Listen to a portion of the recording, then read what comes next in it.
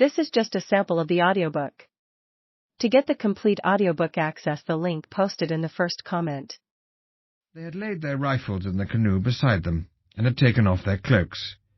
Each wore a bandolier filled with cartridges and a curved, narrow-bladed dagger in the front of his belt.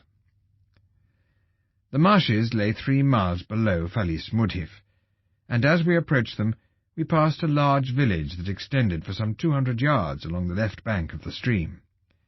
Built of mats, fastened over arches of reeds, the houses were ranged parallel with the bank, and often very close together.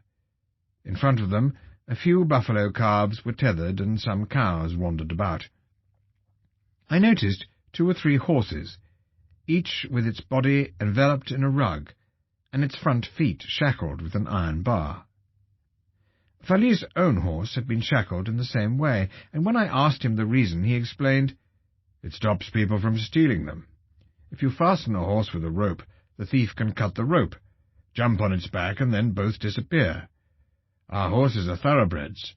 They are valuable, and we take care of them." "Why are they wrapped up like that? It isn't cold." "To stop the flies biting them."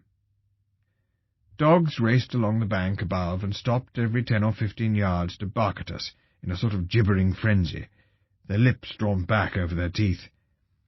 Each group of dogs handed us over at its boundary to a fresh lot. Children watched silently, and women, none of them veiled, looked out from the houses.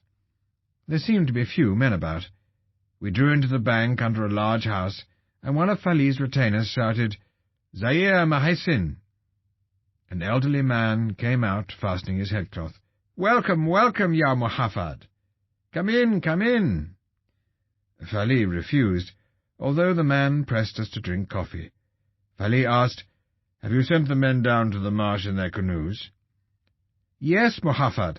They are all there and waiting for you at the mouth of the stream." "Are there any pigs in the reeds?" "Yes, but very scattered. The water is too low for them to have collected on the reed islands." "Come on, in you get." And Zaire Mahaisin climbed neatly into the canoe and sat on the floorboards. Passengers always sit in the bottom of a canoe, the place of honour being that nearest to the stern against the rear thwart.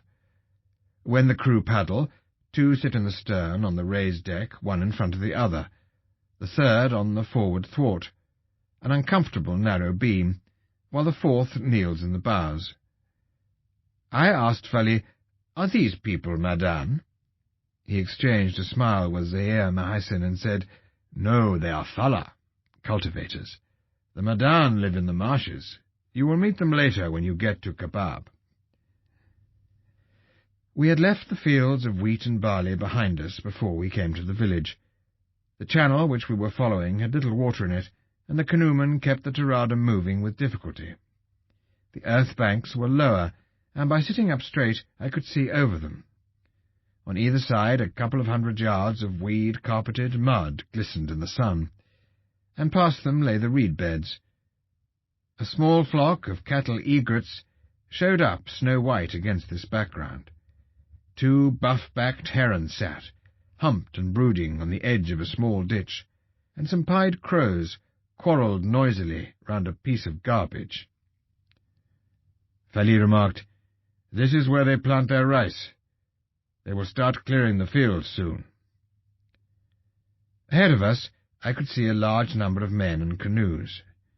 When we were near them, we climbed out and stood precariously on the last crumbling vestiges of the dike. A few old men, better dressed than the others, waded through the mud and water to greet Fali and to kiss his hand. The rest, many of them boys, sat or stood in their canoes a short way off in the deeper water. Some had coarse black or brown cloaks wrapped round their waists, but were otherwise naked.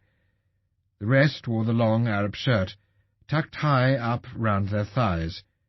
2, who were pulling a canoe through shallow water, lifted their shirts up under their armpits, exposing their nakedness with complete unconcern.